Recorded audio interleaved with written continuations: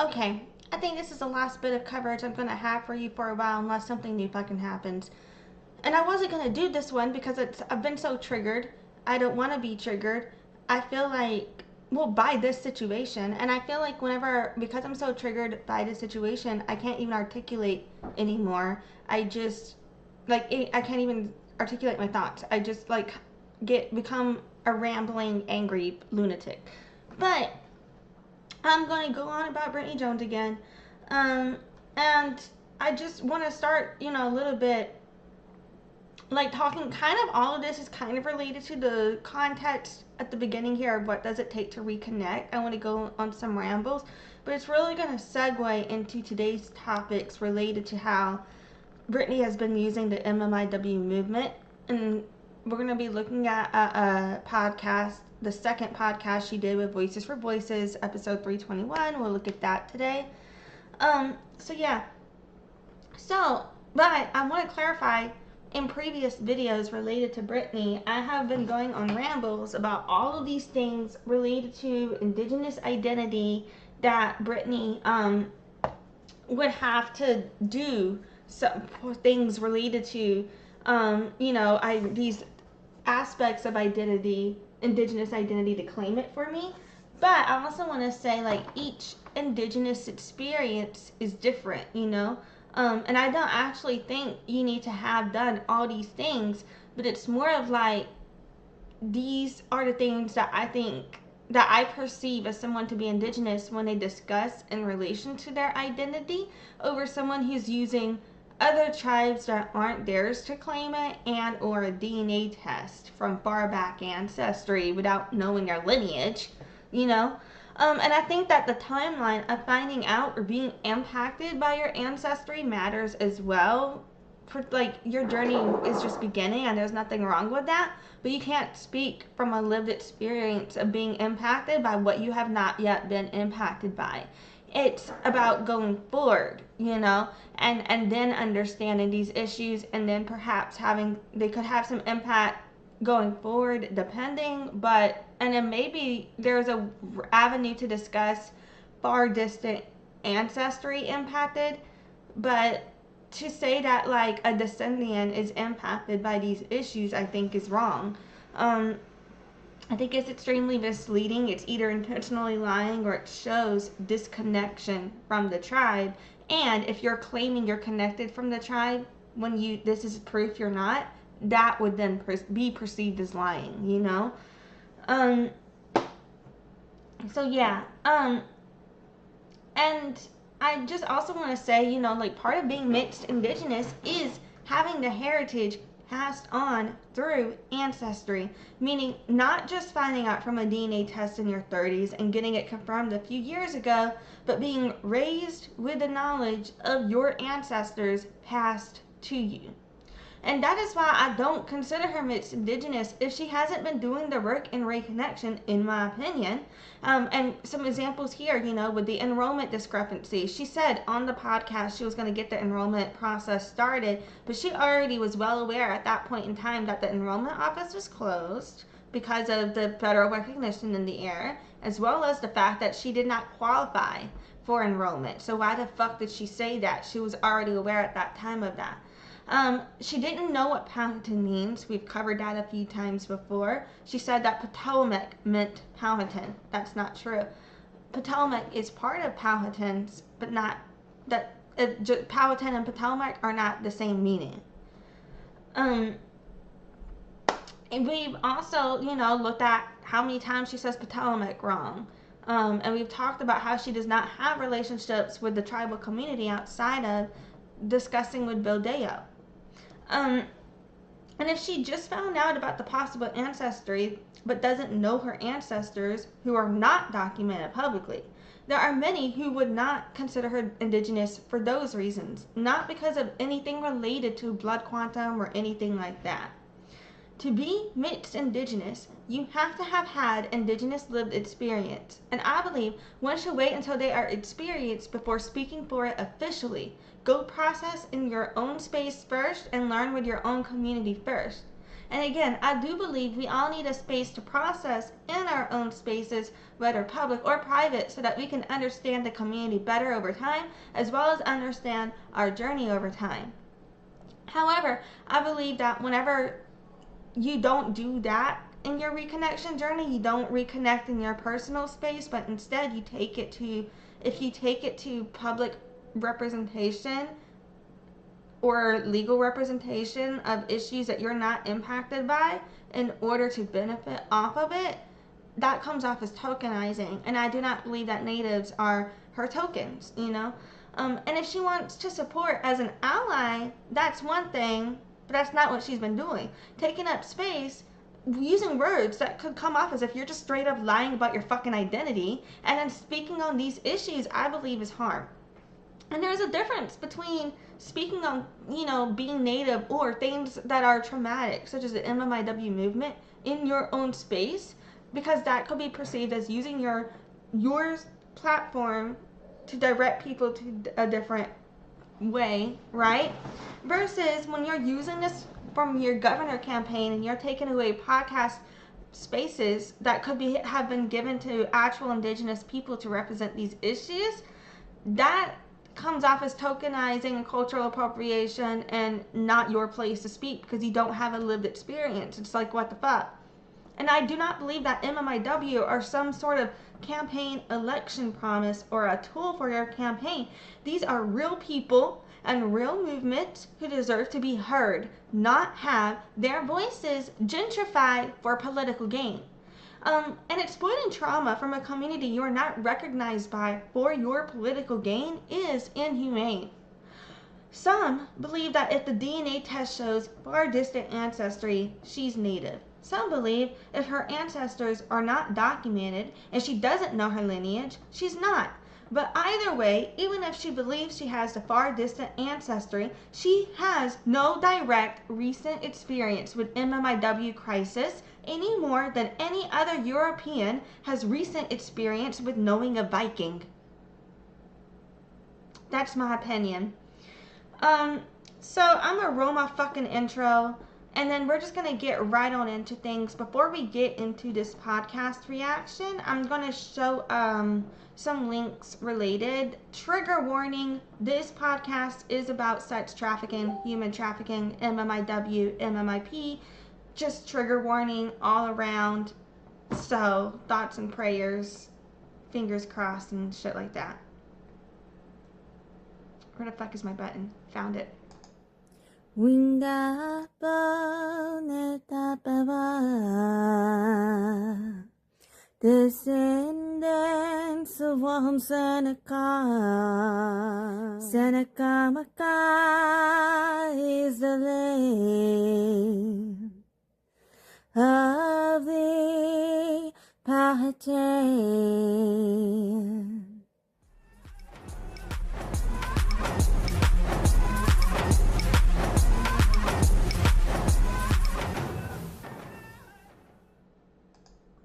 Okay, so I want to start off by showing you guys some sources. First up, we've got RAINN.org. That's RAINN.org.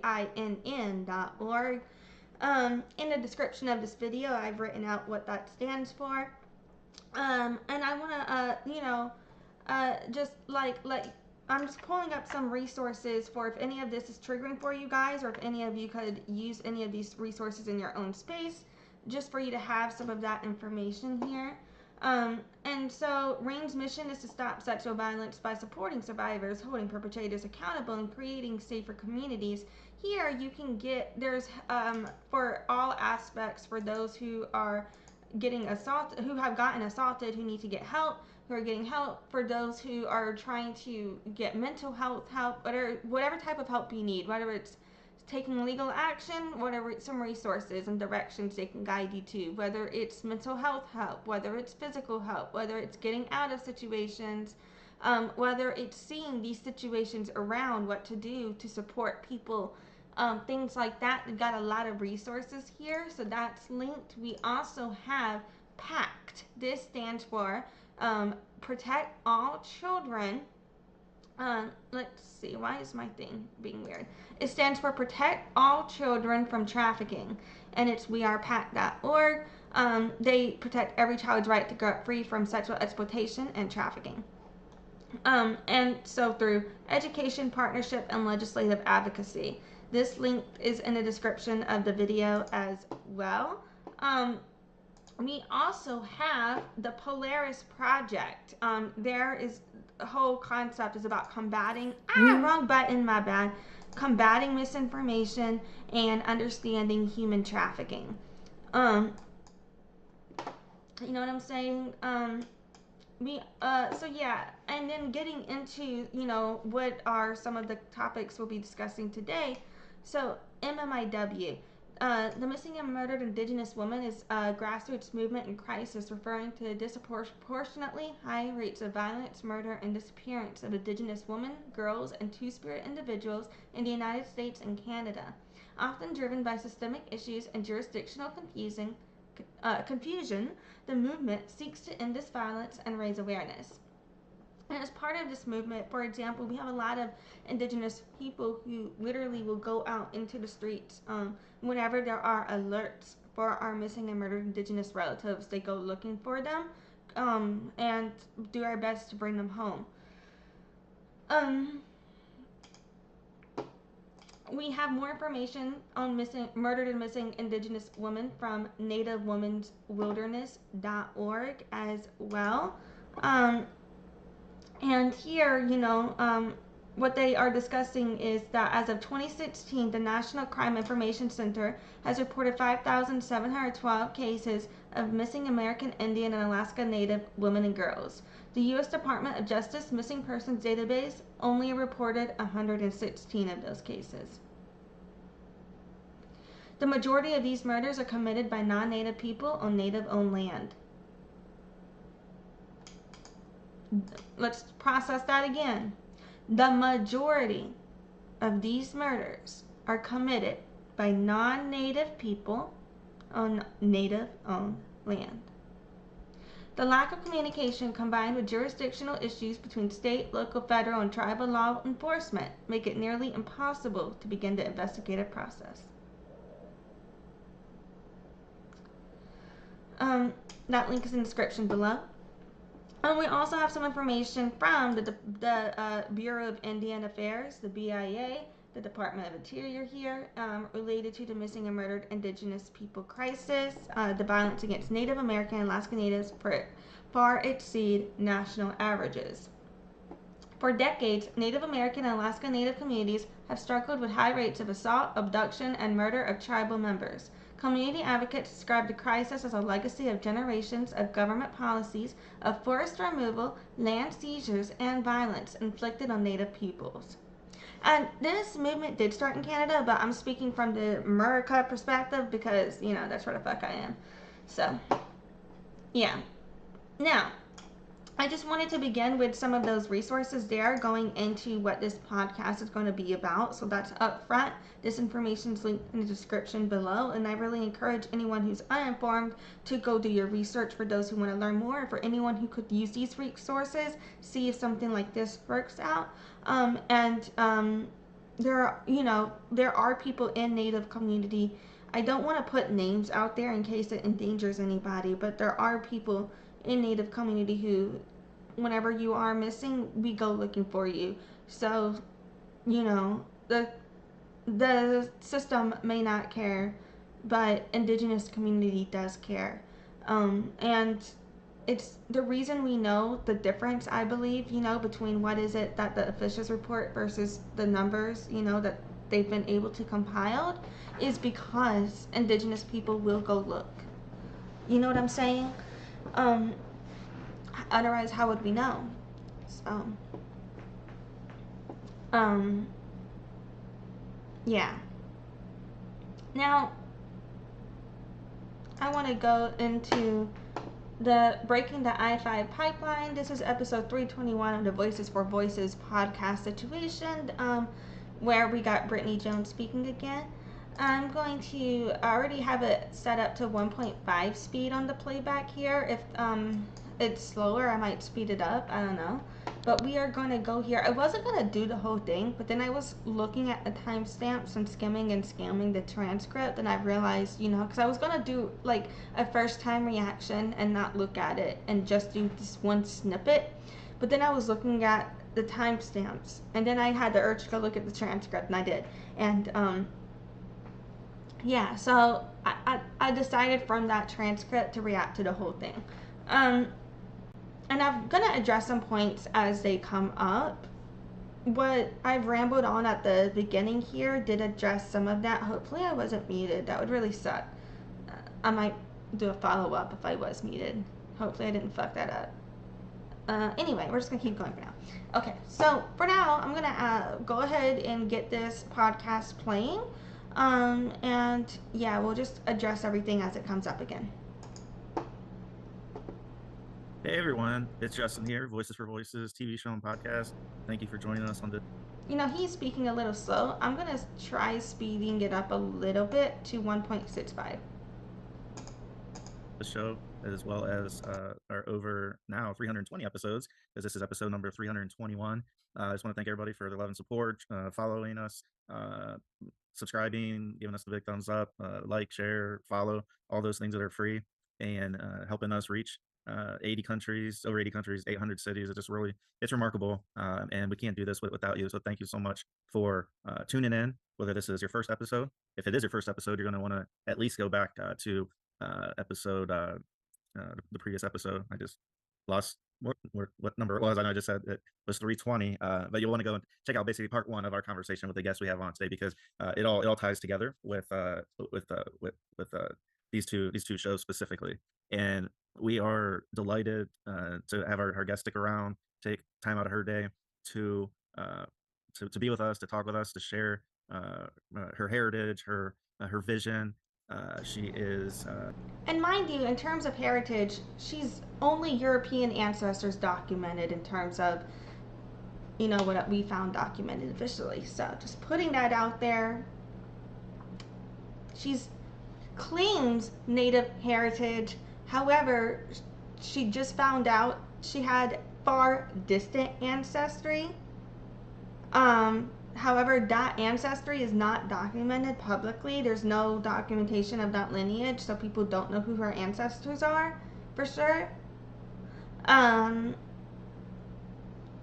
Yeah, she's not connected to the tribal community. She did start speaking to the tribal historian emeritus and get the DNA approved through him, I think 3 years ago. But she doesn't know the language, doesn't know the culture, wasn't raised in the ways, has no indigenous lived experience. She was raised as a white woman. She's perceived as a white woman. She's a descendant of Nathaniel Bacon. Her heritage is of a colonizer European white woman. She doesn't have, her family did not have any indigenous lived perspective.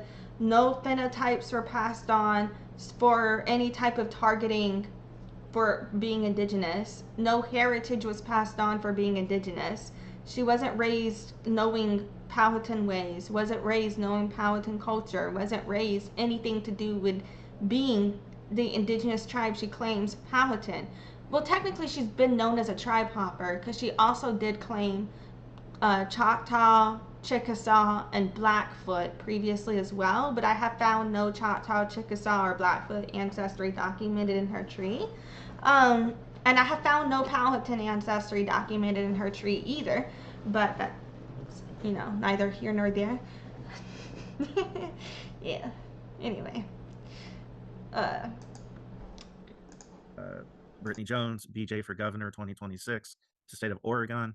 And in our part one episode, we dug in to just a lot of the background of BJ, heritage, what kind of state Oregon is from just from like an outsider perspective. Has the coast and in many different areas that not all the states here in the United States has. So it's very eye-opening, and I like to learn, and it was very, very helpful. As the previous show was about halfway and get towards the last a few minutes of the show, start getting into politics, how to register for office. Talked about her being an introvert like I am, and whether you're an extrovert or introvert, you can run for office. just have that belief in what you're doing, what you want to do. In the end, we want to help people. So we open or give open invitation to anybody who is running for office, and we are it's like an equal opportunity provider. So what we're sharing, we're sharing BJ for governor for 2026, and we're going to get into her platform and a little bit more detail here in this episode. But we'd love to also do that for others, whether it's in the state of Oregon or another state or even another country. We'd be happy to have you come on and share a little bit about yourself and what your plans on doing and once you get elected and are in that position. One thing I didn't know, which BJ mentioned, that she's run or ran for president as well, and so that is awesome because that is when for our viewers and listeners to know about me, I like to dream big, think big, and so when she mentioned that she ran for president. Okay, there's nothing wrong with thinking big or dreaming big, but you gotta be realistic if you wanna achieve big goals. I'm just. It's like, oh my gosh, this is really a next level individual that really truly wants to help, not just on a local level but on a national level. So we've never had a presidential candidate or somebody who's ran for president before on our show, so we're grateful for that. But without further ado, I've never known of a single US president that actually wanted to, in my opinion, that actually wanted to help or could help or did help. Like the whole, I don't know. I don't like that. Because, like, for me, it's like all of politics is based on native genocide. So I don't see any of that as helpful. I just don't. It's like, y'all want to help? Why don't you just stop doing whatever the fuck that is? Because that's, fucked up. just want to reintroduce Brittany Jones, BJ, for governor of Oregon 2026, for joining us on this second part of the episodes. Happy to be here. Happy to continue the conversation. Looking forward to it. Excellent. Uh, so let's jump right in. The way we got connected was through a mutual acquaintance, and that is around the topic of human trafficking and sex trafficking. Uh, what are your thoughts on it, and how are your thoughts and plans different than what is currently and what has historically happened around that area? This is something. So when I used to act, I was part of a horror film, like a student project called The Chop Box, and it was about a monster, but Okay. it was based on the sex trafficking along the I-5 corridor. So the I-5 corridor is one of the worst in the nation for sex trafficking, and She's literally answering this question about sex trafficking of, oh, I acted related to sex trafficking.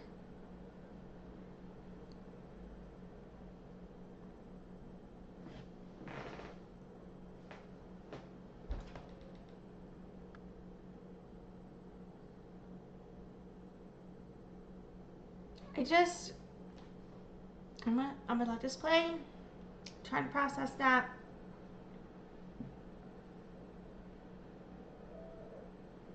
Really?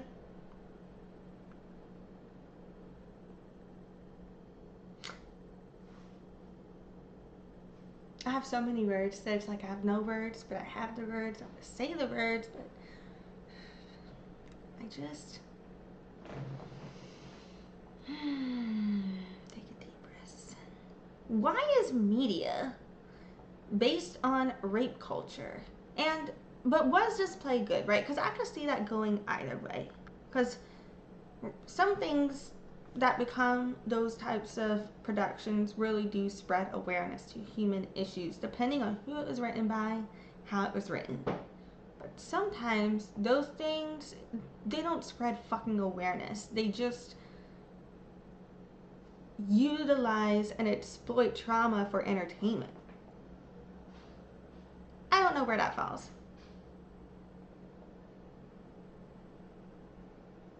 I don't know if I'm taking a break yet, but I might take a break in a minute. We'll see. We're just gonna keep going. a lot of times you don't see law enforcement enforcing it in the way that I feel it should be enforced. A lot of times the victims are charged with crimes and not the perpetrators. So making a system where the people who are the victims can come forward without fear of criminal prosecution to actually come forward and say what is going on, I think would be a huge step in stopping sex trafficking through here. In general, that's something that I wanted to do on a national scale, but since I'm running for Oregon, I have to focus on Oregon and, improve. There theoretical concept, I've actually been through this shit. Theoretical concept, I do believe victims should be protected because I've really been through this type of shit and was not protected. However, when it comes to the execution and the constructs of the society and the fact that it was built to uphold rape culture, she needs to be realistic about what she can and can't do as governor. And so, or president, like, what the fuck does she think she's, like, you know what I mean? Improving the infrastructure, making sure that resources are being put where it needs to be along the highways, making sure that there's safety checks in place. And this is kind of a controversial stance I have, but. So she's saying she wants more police enforcement and more police work on the highways. That's not in alignment with defund the police or fuck guys and all of that. Adult work has been around since. Why is the mouse not working? I'm trying to be coded because my daughter's right next to me. Yeah, I understand. And then I think she shouldn't. I don't even believe that they should be doing this podcast with the kid next. Reschedule another fucking time. Like, the kid should not be present for these conversations at all. He's already been talking about sex trafficking. I'm just thoroughly against that. Like, to a point, I believe, yeah, not every fucking kid gets the fucking privilege of being protected from these conversations because the fucking kids going through this damn shit. And some of them don't even get to have those conversations. They're just going through it and fucked over, right? But where it comes to, like, this right here, like, I think there are ways to talk to kids about some of these issues and ways they can understand, but not every kid can, and depending on the age too, can even fully process these fucking issues. But still, I don't even think they should fucking have to be around these conversations. That's not, in my opinion, appropriate to have around a child. I don't care how coded it is. Yes. Not a problem at all. Yeah. Just so awesome to be able to have these conversations and learn. I learn more. Around a kid, though? You may learn more. And what the fuck are you learning? Watching and listening. It's just incredible to hear. Yeah, go ahead and continue whenever you're ready. He's like, dude, she could be like, I just took a shit, and he's gonna be like, that is so incredible to hear. Like, what the fuck? Yeah, sorry about that. Yeah. But that profession's been around since, almost since money was invented. And being able to have it legalized and regulated puts protections in place for the people working in that industry. And so putting those protections in place really helps. She's sick from school. I know this is another episode, so I'm going to reiterate that. She's homesick from school, so that's why she's with me right now. But, knowing, especially, having a child like that, like a young child, and knowing the statistics, knowing that a lot of women and men are victims throughout their life, I feel like offenders don't get more than a slap on the wrist.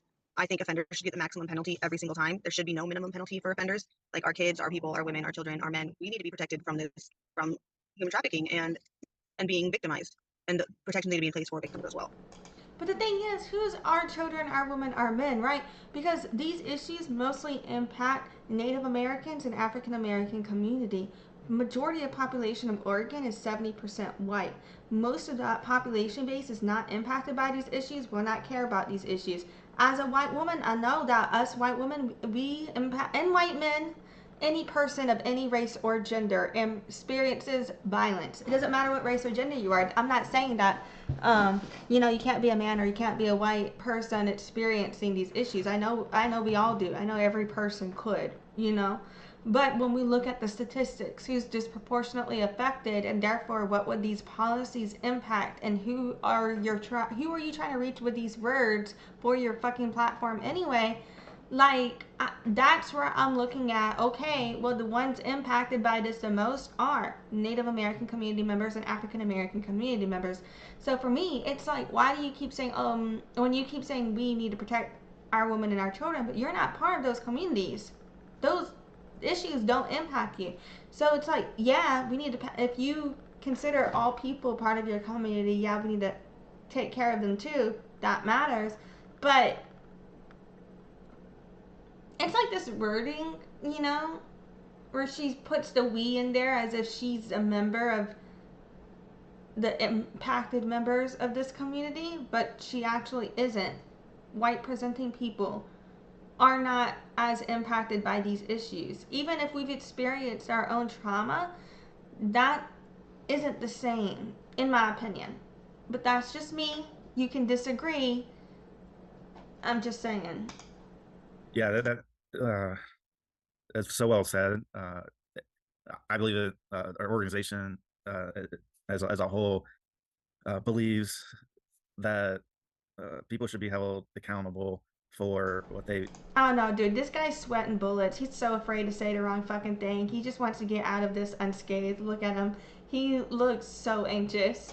What they do and what they've done, and whatever the reason, uh, sometimes there's people that intervene when individuals are trying to share what may have occurred, and again, not being taken seriously, and then it's kind of getting a slap on the wrist as if it's, I don't know, like they stole a candy bar from a convenience store.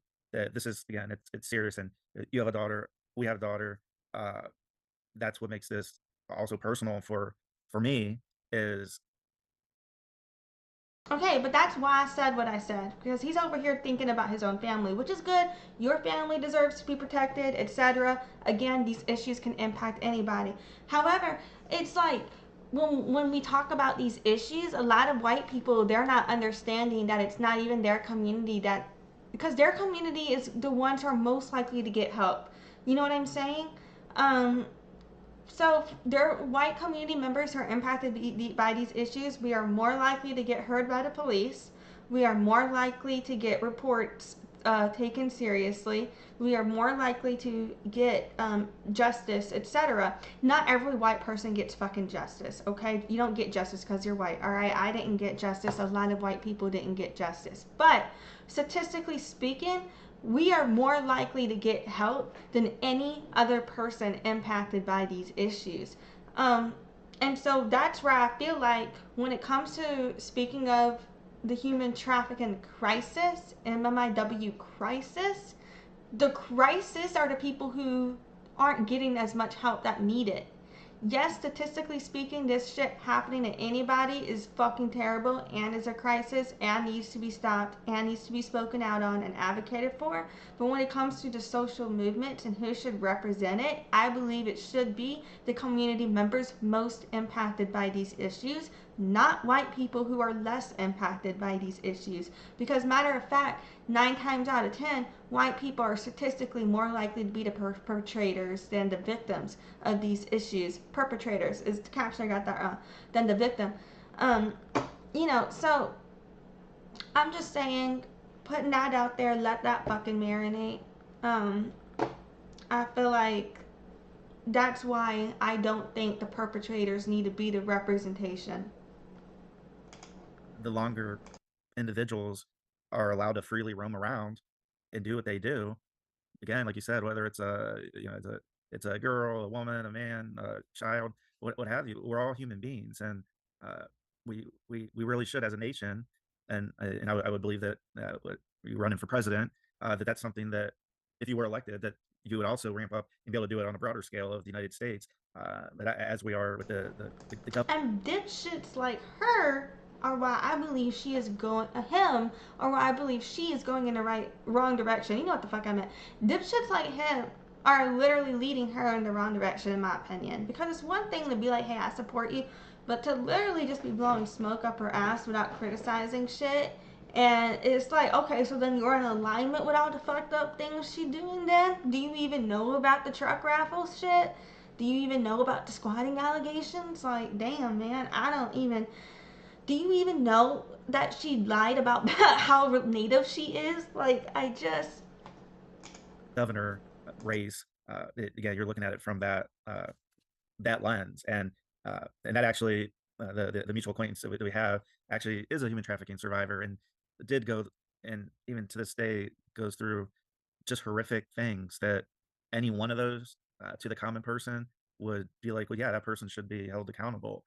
And it's incredible when others say, "Oh, that didn't happen," or "Oh," like you mentioned, that the survivors are the ones charged with crimes from their traffickers, and that's something, currently we're working through as an organization. Of, we want to help people, and if an individual or individuals are upset at something we say, first off, we have the Constitution, so we have that First Amendment right of free speech, and number two, prove us wrong, prove us that you didn't do this, that you weren't involved, and then that way, we can move on.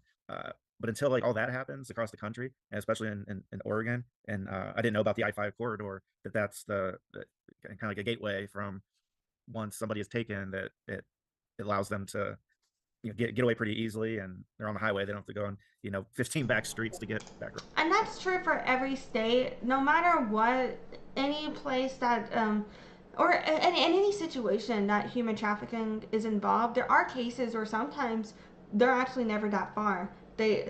Wherever the trafficking is, they actually, for whatever reason, just don't happen to leave the area. But in other cases, and a lot of times, they'll try to get the person as far away as possible or to another location as quickly as possible, typically getting them to an interstate as quickly as possible, or some form of a highway or interstate. So yeah, that's just something that is pretty well known. A lot of sex trafficking cases happen along highways and interstates, and there's also, I don't know if you've ever heard of lizard lots. Basically, if you're or lot lizard, did I say lizard lots? Whatever, lot lizards. There's any type of sex work. Some people do choose to do sex work on their own, and it's not necessarily, I guess that's technically trafficking, but it's not the same as, in my opinion, as being like trafficked by somebody else. I don't know. Look, that's just getting into technicalities and legalities. So in my head, I know that technically, if you choose to do sex work, the law will still see that and charge you under a form of sex trafficking, right? But in terms of like what we're talking about, people fucking like forcing you to do it and shit, not everybody is forced to do it or trafficked that way. But for those who are, things such as, truckers' parking lots, those things that Brittany wanted to build more of along the fucking interstate and highway, those are ways, that of sex trafficking and kidnapping that get done, things like that. And those are like, so yeah, some of the things that Brittany was proposing, I believe also is part of what contributes to this crisis right now, currently. I don't know, am I making sense? And like another thing too that I was just thinking of, like, if you saw the Gabby Petito documentary, I don't remember if it was on Netflix or Hulu. I think it was on Netflix. Gabby Petito, her family did a documentary. She was a white woman who was fucking murdered by her abusive boyfriend, and the police didn't listen to her and all this crazy shit. Well, at the end of it, they did this, I don't know the right word to use, so I'm just gonna say, like, they did this like tribute to MMIP and MMIW, and was trying to explain the history of, like, yes, we appreciate that you guys listen to us. We're grateful y'all listen to us, but listen to these Native people, is what they were saying. They were talking about how, like, Native people don't get heard, and that because of their daughter, they learned about that. And then they started using their daughter to speak for MMIP, and they lost their daughter, and but the way they did it, it had the input of Indigenous people every step of the way. Every aspect of it was about leading you to the Indigenous people. It wasn't about speaking over or for Indigenous people. It was about how losing their daughter led them to understanding the missing and murdered Indigenous crisis better. And that type of concept, I would appreciate from Brittany as a human. But where she is trying to speak for MMIW, she's trying to speak as if she's an Indigenous person, but she's never been impacted by these issues. She has no direct lived experience with this crisis. That is where I'm like, bitch, you got me fucked up. Because you shouldn't be the representation on these issues. Let Native people do it. Roads. Yeah, and we also have the MMIW crisis that MMIW started in Canada. It's a missing and murdered Indigenous women, children, Two-Spirit. Some organizations down here go by MMIP, missing and murdered Indigenous people. Okay, I don't know what the fuck. MMIW, MMIP. Yes, this did begin in Canada. Yes, this did begin. Technically, the movement itself began in Canada. Okay, so it's known for beginning in Canada. Sometimes you'll hear different things. So The first MMIW ever documented 1492 Taino community. However, the names of those relatives are not necessarily known. So I believe that there may be people in the Taino community who may know those names, but it's not generally known. The public doesn't know it, is what I'm saying. Like mainstream doesn't know it. It's not very well known in Native community. So a lot of times people call Pocahontas the first documented MMIW. Technically, the Taino woman would be the first documented MMIW, I believe. We just don't technically know their names. Um, the first MMIW that we know the name of, documented, would be Pocahontas Amanote Matoka. And I've discussed her name before. Pocahontas is a valid name. Don't give me shit about that right now. Anyway,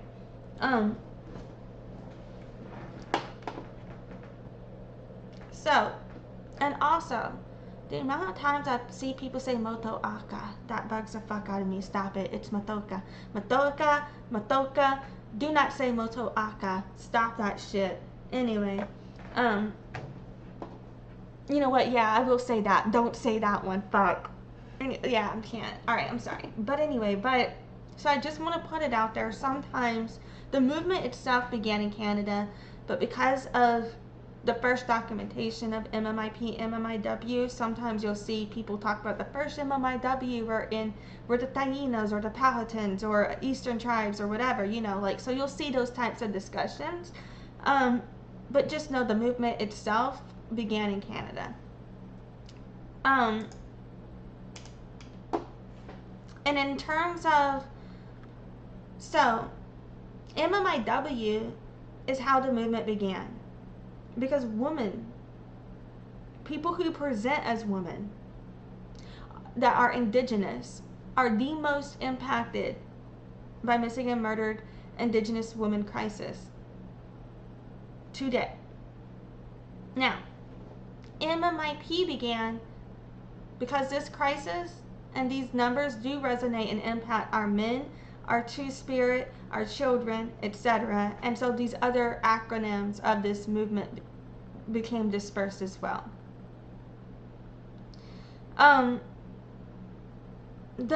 It's where she's saying some organizations go by MMIW, some go by MMIP.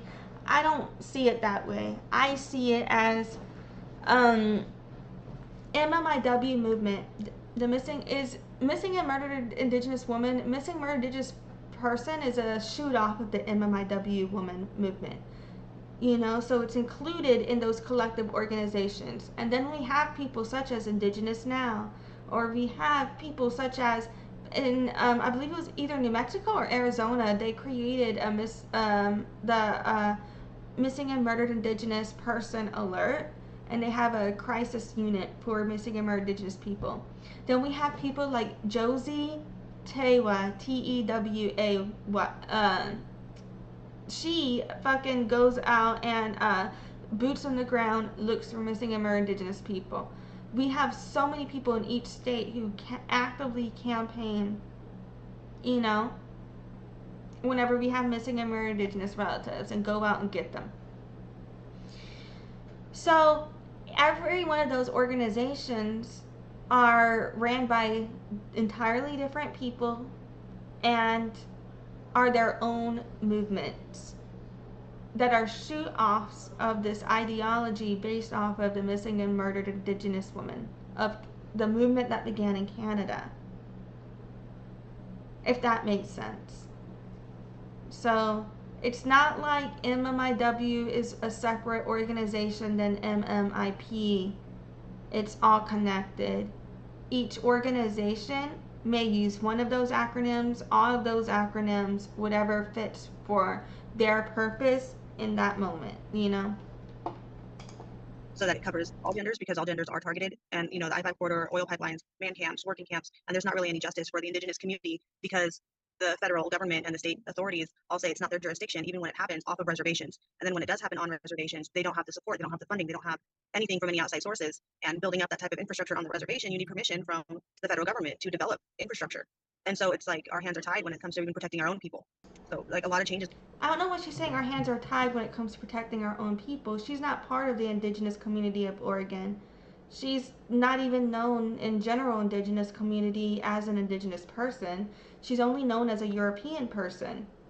So that's where she uses that wording in relation to the Missing and Murdered Indigenous Women movement, MMIWP.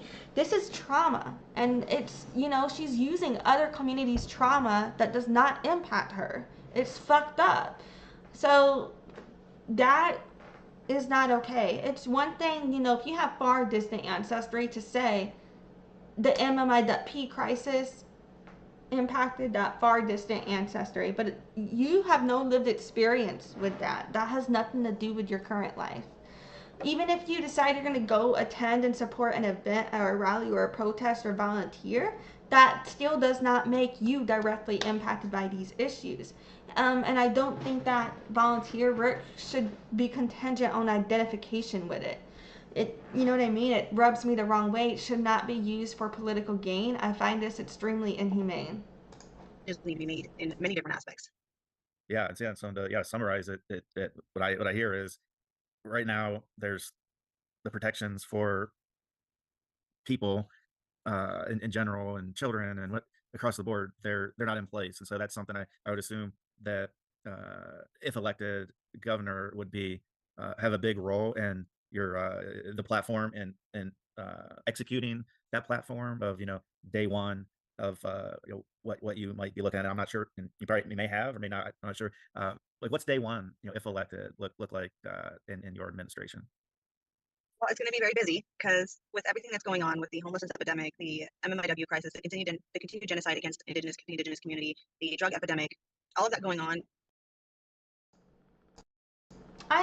So let me expand a little more on some concepts behind why I'm so bothered by this. So, and y'all can Google. I've provided links to these searches below for you. So these searches are just to give you some insight, and from these searches you can go find sources from other people who have these thoughts, so you can see I'm not the only person who thinks this way, and my logic when I tell you guys what the fuck I've been saying.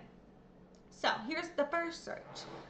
If you found out through a DNA test you have far back native ancestry, does that make you indigenous? Answer: no. A DNA test revealing distant indigenous ancestry does not automatically make you indigenous. Indigenous identity is legally and culturally defined by community, tribal citizenship, and lived experience, not by genetics or blood quantum. So, in my opinion, she's trying to use blood quantum to claim she's indigenous instead of actually doing the work to be indigenous. She says, while DNA can confirm heritage, it does not provide legal tribal membership or cultural connection. And you don't inherit everything from all of your ancestors. And so if you didn't even know you had those ancestors, how can you show to me that you inherited culture from them? You know what I'm saying? Anyway, key considerations on DNA and indigenous identity: sovereignty. It's not a tribal tool. There's limitations of DNA, and identity is social. Being indigenous is about community, culture, traditions, and kinship, not simply having a certain marker in your genome. While discovering indigenous ancestors can spark a desire to learn more about your heritage, it does not equate to being part of that community. Okay. Does knowing other indigenous people from other tribes make you native? No. Knowing or being friends with indigenous people does not make you native.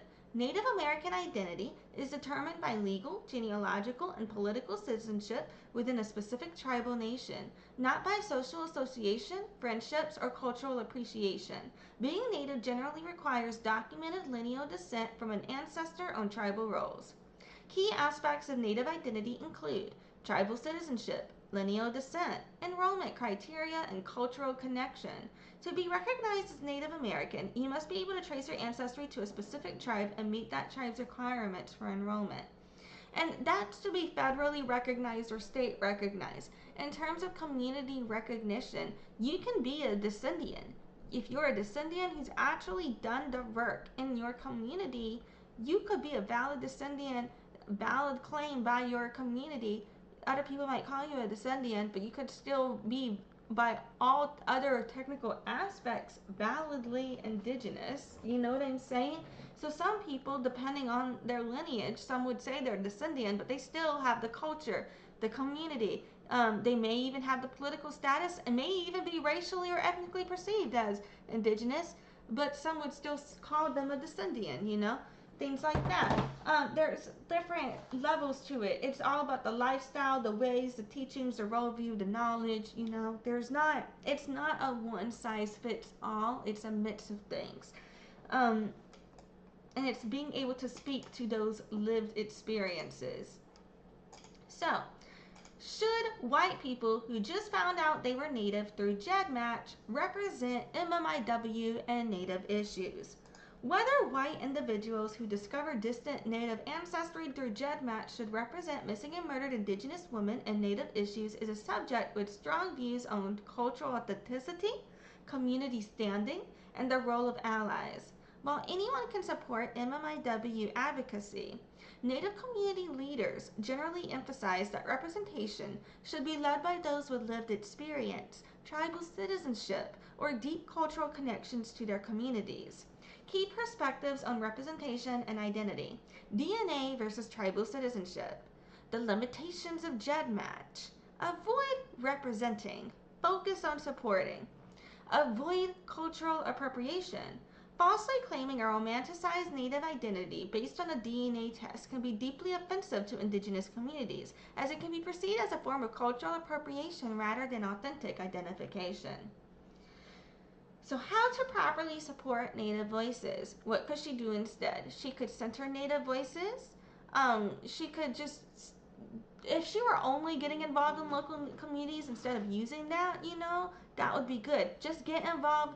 Don't be what is it called, like some Native, I'm about to go on break, I'm not about to go on break, some Native communities, they will do like performative protesting, you know what I mean, or like performative type shit, like performative activism. Don't do performative activism.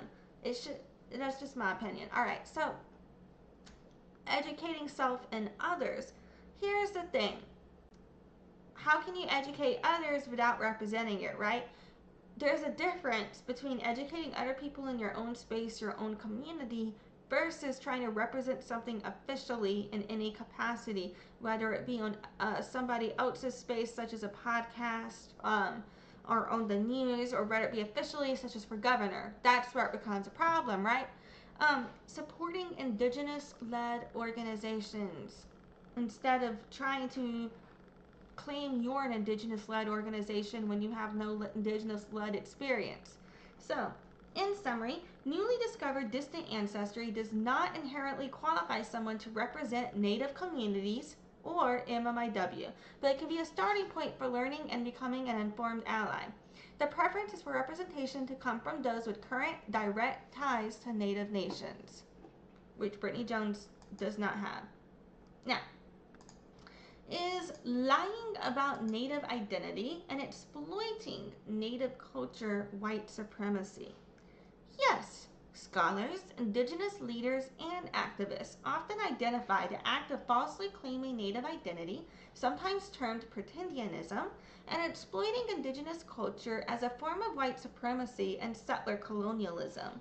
This phenomenon is considered white supremacist because it asserts a white person's right to claim ownership over Indigenous identities, land, resources, and experiences, continuing the colonial project of replacing actual Native peoples with imagined ones. Here's a breakdown of why this is considered a form of white supremacy: erasure of Indigenous sovereignty, theft of resources and power, commodifying and defining authenticity, playing Indian and colonialism, a systemic issue. In essence, when those in dominant positions, often white individuals, feel entitled to adopt, sell, and represent a marginalized identity for their own benefit, it is seen as a reassertion of a colonial power structure. And I do believe that if you are claiming proximity to communities you were not a part of when you were younger is what makes you native. That is lying. And we'll address that in just a bit after we watch this video. So let's keep going here. Even just within the state of Oregon itself, constitute a state of emergency. And when the governor enacts a state of emergency, it gives the governor control over state agencies, including law enforcement. So I could immediately start taking directive control over these agencies and making sure that the resources are allocated the way they need to be for investigations and keeping people safe, rather than targeting equity priority communities, is what somebody asked me to say before, because that covers much, anyone that's in that moment needs that coverage, needs that help. That's the community that we focus on right now.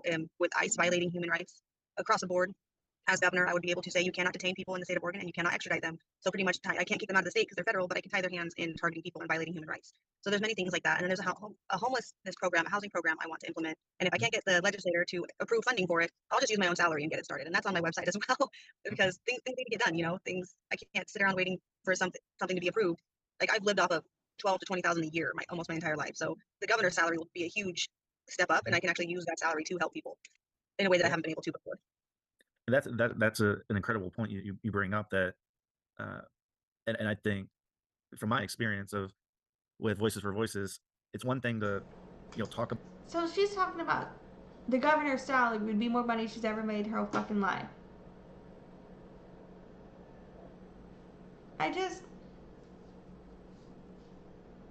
While she's using the MMIW crisis trauma to be like, yeah, and then I'm going to get more money than I've ever made if you elect me. What? About something, or join an organization, and that somebody else started. But when you start your own thing, and not just starting it, but when you put your own money, your own, your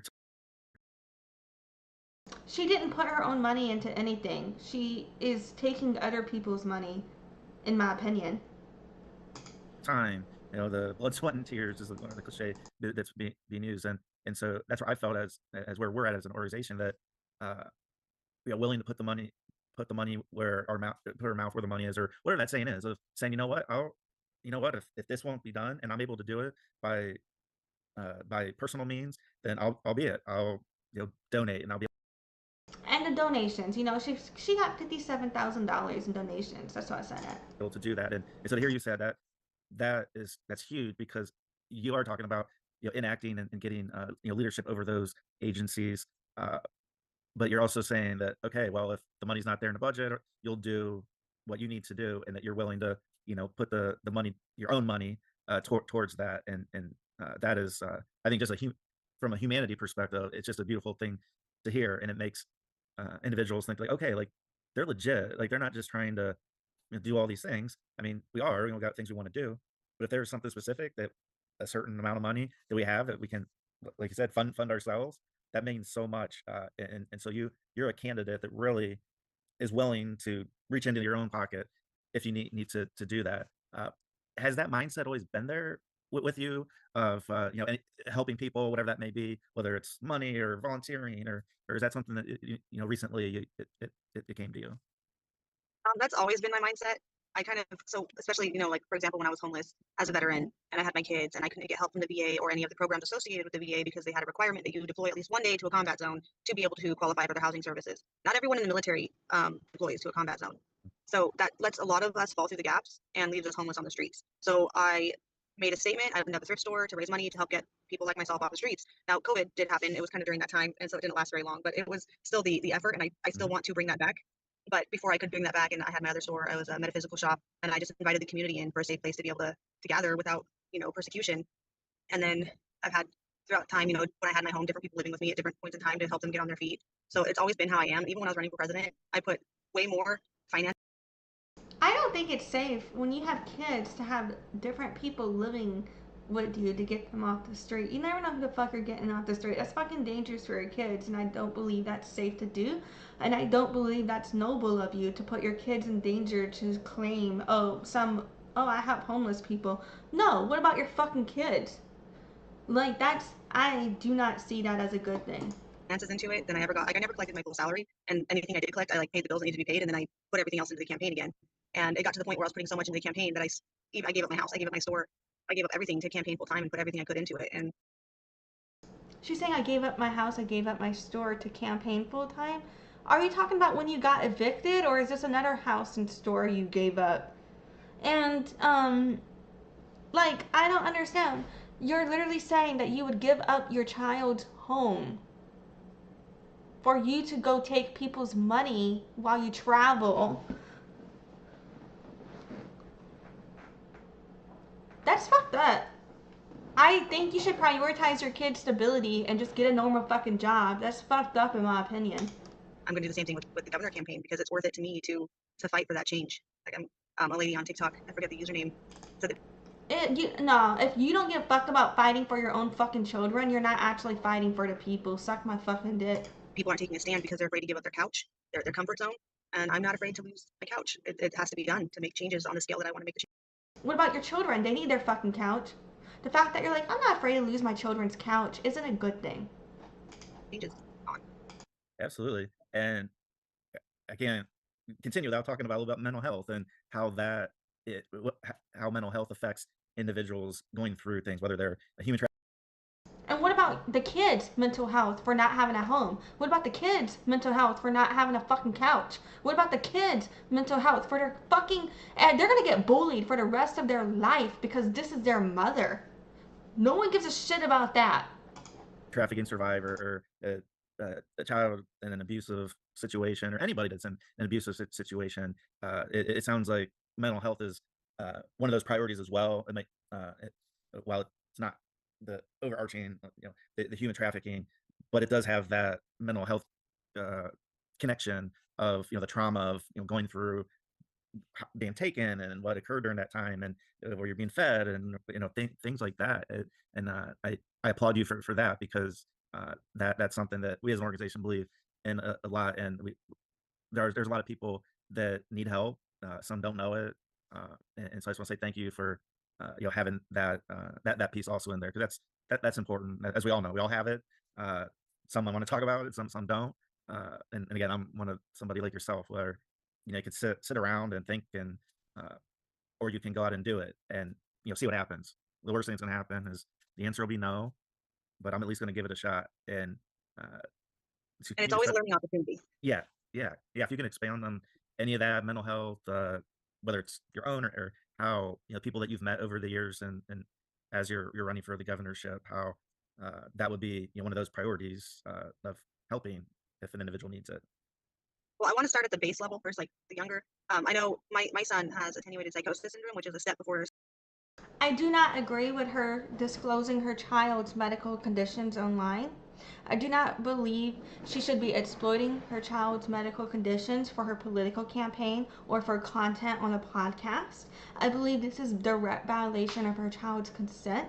She'll never be able to take this down from the internet. I believe this causes harm to the child for them to be putting this on their fucking podcast. I don't believe you give a fuck about their mental health if you're putting their fucking business out there this way. Like, this is so fucked up. And it's a danger. It is a danger for other people to know your disabilities, because they will target you for it. If I tell people, I'm autistic and ADHD, they treat me like I'm fucking stupid. They think I'm stupid. And then they target me. They try to get me to do things. So, and anyone who's autistic knows what the fuck I'm talking about. Anyway, I do not agree with this shit.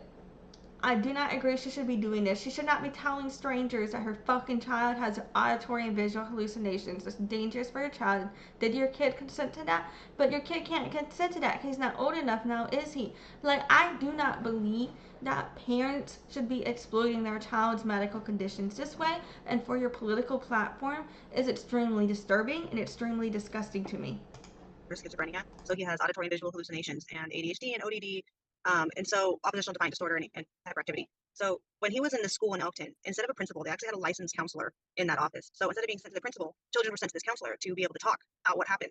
And his behavior and his grades improved so much in that school during that time that it really, I think that should be the standard for any school, is to have that mental health available for the children going through those, going through anything, to be able to have someone there to talk to without getting in trouble. The fact that she could have said some shit like this without fucking disclosing his whole fucking mental diagnosis, without doing all that shit. She could have just said, I want to put programs out there like the ones to help my kid when he needed help, and that's it. Leave it at that. And she could literally say, I'm not answering questions because that's not your fucking business about my kid. Literally, that's a good answer. This shit fucked up. I'm not with it. They get to figure out why it happened, how it happened, and how it can, you know, be done differently in the future, and it helps them work through anything that they might need to work through. You know, lowering the student to teacher ratio as well, so that classrooms are less stressful. So like starting with the children first, and then expanding outward. I would love to have mental health available to everyone. Right now, it's so hard to get But you just don't think they should have a couch. Got it. Or a house. Okay. in to see any type of therapist or psychiatrist or anything like that because they're overbooked and expensive, and not all health insurances will cover different types of therapy that might be needed. So that a lot of that funding and a lot of that would have to go through, you know, the state legislator, which is out of the governor's hands, but it's something that I definitely advocate for and would push for to make sure that that could hopefully happen. And, you know, with mental health help, we would also see a reduction in gun violence because a lot of that is because of mental health.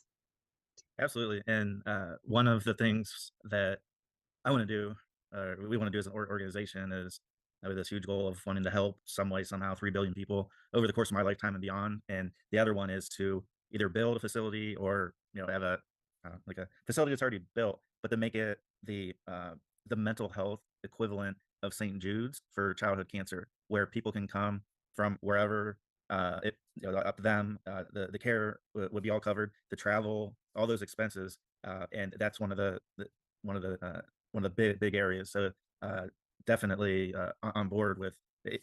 And I know that for personal experience, when I had my mental health crash in 2017, you know, getting a referral, well, we can see you in 3 months, and oh, well, I don't know if I'm going to be around in 3 months. I don't know like the things that are how I'm feeling, and it literally took, you know, 3 visits to the ER within 2 weeks to have the psych team come and say, you know what, like you don't have to be admitted. We're not going to pink slip you, but you're fine. We've run all these tests. You're alive. Like everything's fine. Uh, or you can, you know, decide to do this, and that's one of the things, whether you're who you are, no matter what type of person you are, what your background, what your beliefs are, uh, if you're going through something and you need help, you need it like right now. Like, oh, you know, I'll see you next week or 3 months, and I think that's like I said, it's a yeah, it's expensive. Even if you have insurance, it's expensive. There's a backlog. There's you know, less and less coming through that pipeline, and it's very important. And I literally love what you said about that school, where instead of sending them to the principal's office, send them to a, you know, licensed counselor and see if they can get to the root cause of what's going on before, you know, suspending or whatever punishment, detention that they're going to do. I think that's a model that definitely could be nationwide, let alone, you know, across the board in Oregon. I don't know if all the schools in Oregon I thought she said she fucking homeschooled her kid or some shit. can do that, but that's the first I've even heard of, and I haven't heard of anything like that in Ohio. And so I'm definitely gonna we're gonna, you know, dig in and maybe do an episode or two just about that with the benefits, like you mentioned, where you said that your grades improved, and uh, uh, you know, actual tangible numbers that could point to and say, look, this is working. And I agree with agreeing about the gun violence. That, you know, mental health plays a huge role in that, of you know, disassociation from what's going on in real life versus, you know, a video game or something. Uh, but uh, yeah, yeah, we're definitely have to look into that. And so we'll close by, I think you talked a lot about, we talked about your first day and in a lot of different areas. Is there anything in your first 100 days that we haven't covered that you wanted to share to make sure we get on the show? Well, one thing that we haven't covered, we have talked about some Indigenous issues, but the violation of treaties. So at the state level, I plan on. Okay, this pisses me off. She's not qualified to speak on Indigenous issues, and she can't even fucking do shit about Indigenous treaties. When it comes to Indigenous treaties being violated, if you want to talk about upholding Indigenous treaties, that would require tribal sovereignty. This is an empty promise that she can't keep because she's speaking on shit she's uninformed of. Upholding our treaties, true tribal sovereignty, that means United States of America no existy. That means tribes take over E. That's not gonna happen because you're governor E. Like, I just. Strictly enforcing treaties to make sure, because historically the United States government has. And you know why I think she wants to be a president so bad or a governor so bad? Why her campaign slogan is rise up and shit like that. And how she made that video about how we need to rise up and take back what is ours. You know why that is? Let me remind you guys. Let me replay this right here. Hold on. Oh, more England and Nathaniel Bacon himself. Damn. So, don't forget, she is a descendant of Nathaniel Bacon. Who the fuck is Nathaniel Bacon? He's known for genociding not only Native Americans generally, but the Powhatan tribes that she claims. Yeah. You know what I think is passed on to her? The teachings, the cultural assimilation of the white supremacist Nathaniel Bacon that she descends from. Those types of colonizers. She descends from only colonizers documented in FamilySearch.org. Only colonizers are documented for her ancestry. And she was raised European. I believe because of that European cultural assimilation, because she only has a white cultural assimilation perspective, she's only can speak from white privilege. She cannot speak as an indigenous person. She does not have indigenous ways. She didn't have indigenous heritage passed on to her. That's why I believe she's so comfortable with the indigenous erasure. It's because of the Nathaniel Bacon in her that she's so good with just ignoring the genocide of indigenous people. You know what I'm saying? That's why she doesn't want to identify as European, even though she only has European ancestors documented. Violated those treaties again and again and again. And that will not happen when I'm governor of Oregon. Those treaties will be enforced and honored the way they should have been. That shows to me either she's intentionally lying, she's really misinformed, and therefore more evident she's not qualified to speak on these issues. Because this is an empty promise, it can't be fulfilled. In the beginning. And that's huge, because we can make new laws all day, every day, have treaties. Or you know what? No. I think theoretically upholding treaties could be done, but it would require either a dismantling of this system or getting this system on board with that transition, which I do not believe she's capable of doing. That's why I call it a lie, empty promise, etc. Say it's not going to get done. But if they're not being enforced, then what's the use? And so that's, I think, a huge area that it sounds like the current landscape, current governor, past governors have not done that. And so that's a differentiator of you versus the incumbent that she runs again, or others that may have an interest in running. And I'm just so grateful for your time. I wish we had more time, and down the road next year we can definitely do another couple shows, and where you're at, see where you're at as primaries or something. And I will do some fucking reactions to that shit too. Coming up, and hopefully making it through that process, and then getting ready for the general election. It would be just be a blessing to have somebody to talk to that really wants change and wants change in the right way. So BJ, you can just one last time your website. I don't understand what about anything she is trying to do is the right way though, because it's like, yes, like I've said, her ideas are so good she could get people on board. Maybe that's why he's saying that, but for me, she's going about it the wrong way. That's why it's not working for her. So that's why I'm saying this, And your socials for those that they didn't catch on the last episode, please. So you can find me on Facebook, Jones for Governor 2026. I'm also on TikTok, BJ for Oregon, and then I'm on Instagram right now. It's kind of a complicated username. Well, not complicated, but it's BJ the number 4, or it's Jones the number 4 OR Governor 2026 on Instagram. But each one of those pages has a link to my website where everything we've talked about almost is on that website. So we're still uploading the website, condensing down the presidential campaign to the state level, and uploading the website as we do that. But it's all there. I think the easiest one is either TikTok or Facebook to find Jones for Governor or BJ for Oregon. Awesome. Thank you so much, BJ, for joining us. It's really been a blessing to be able to have you for 2 episodes and just talk human to human about real issues, real things that are happening in the world, and especially in Oregon. And we wish you all the best, and we'll stay in contact, and don't be a stranger if there's we'd be happy to have you on again, as we'd also be happy to have any other candidate that's running for office, whether it's Oregon or not. We want to be that platform to give everybody that opportunity, and whether they take us up on that offer, that's up to them. But BJ did, and we were just so grateful that she did. So okay, I'm gonna stop it there. So yeah, y'all get the point of how I stand on these issues. The next thing I want to do before we conclude on everything and sum everything up real quick so you guys understand more of the context of why I've been saying what I've been saying when I've been saying it. I'm just going to replay the portion here that are statements that Brittany has made about being indigenous. I'm going to replay this at 1.5 speed. Normally I would replay it faster, but people have been bitching at me when I do that, so I've tried slowing it down lately. The original speed version, the whole thing, is in the playlist. This is from the Will Brittany Jones Take Accountability, Who is a Real Native, What Does It Mean to Be Community video. It's in the Brittany Jones playlist.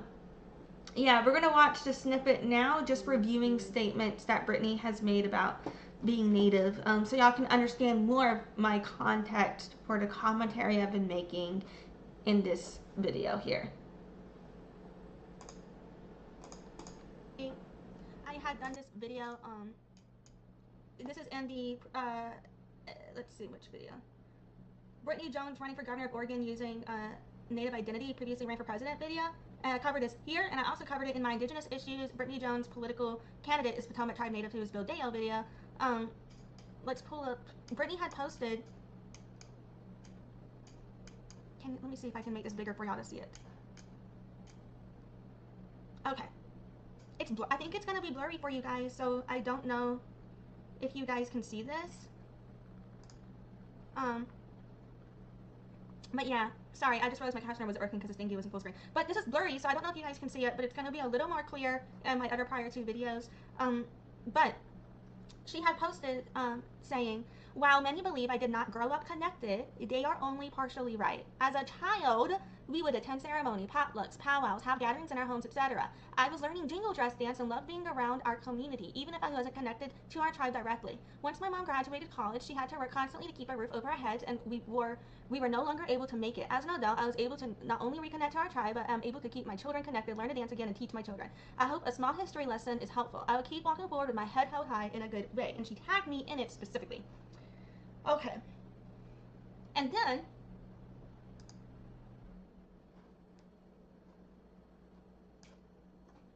here she's saying she's related to through Ann Meese. Then hold on. Here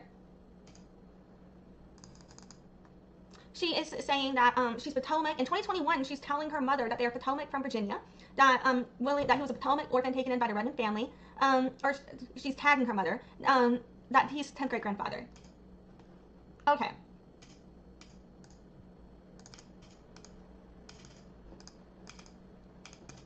I was trying to zoom in. So here, in 2021, it says, I know it's a long stretch genealogically, but his 10th great grandfather survived the Patawomeck massacre by the English when he was 16. He had children with a descendant of Pocahontas' sister. Now, he did have 2 wives during his life, from what I found, but if I end up being a distant descendant of Pocahontas' family, how amazing would that be? Now I have to find out which wife we came from. With 2021. Then here, I have recently started posting about my Native American heritage. It is not something I was very vocal about before because I was not sure if what I was told was true. My mom would bring us to powwows, potlucks, and even have gatherings in our home. Apparently, I was a bad enough kid to even need a specific ceremony for myself. I've addressed this 2 times before. I'm not addressing that again. That's not fucking, I don't know what the fuck that is. Anyway, that's not Powhatan. I only took the fall or was in the wrong place at the wrong time, but that is what happens to middle children. We even got to the point where we got to pick out fabric for regalia, and I was watching the dancers and learning. Then that part of my life slowly phased out, and I did not know why. I still miss it to this day. I miss the kids I played with. I miss sitting by the drums and listening. I miss it all. When moved in with my dad, everything stopped. Blah blah blah. As I grew up, the jokes, things I was not really Native. Maybe we were just another white family claiming it for clout, attention, or who knows what. Okay, so right here, she admits that the family claimed it. Then she did the ancestry test, started really following the heritage, building my own family tree. Learned this year at 32 we are Native. We are Patawomeck and Powhatan. This is just from her mom's side. Now working on officially joining the tribe. And blah blah blah, now faced with utter prejudice. Okay, but we've seen from, when you Google, look her up on family search, most of her ancestry, all of her ancestry documented is European basically. I'm gonna just go ahead and say that. My fucking captioner's not working. Okay, if you missed anything on the captioner, all I really did was read what the fuck was on the screen so far, and all I just said was, that, shit, I don't even remember what the fuck I just said, sorry. But yeah, this was problematic. Anyway, so this is all proving that she is claiming, you know, that she was Native as a kid, right? here, also, she said she just found her dad's side Native ancestors. How do I let me zoom in? There it is. No, I don't want to comment. I want to zoom. Well, I feel like a boomer. This is not letting me zoom in. That's fine. There we go. No, I don't want to comment. Fuck. I hate this thing.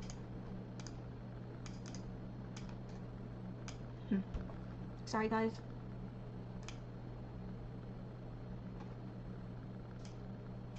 Okay, whatever it is. Okay. So here we go. So here she's claiming that she found out she found her dad's side Native ancestors, and the name is askew from the Census Dawes records, and so she's either Chickasaw, Choctaw, or Blackfoot, is what she's saying, or something like that.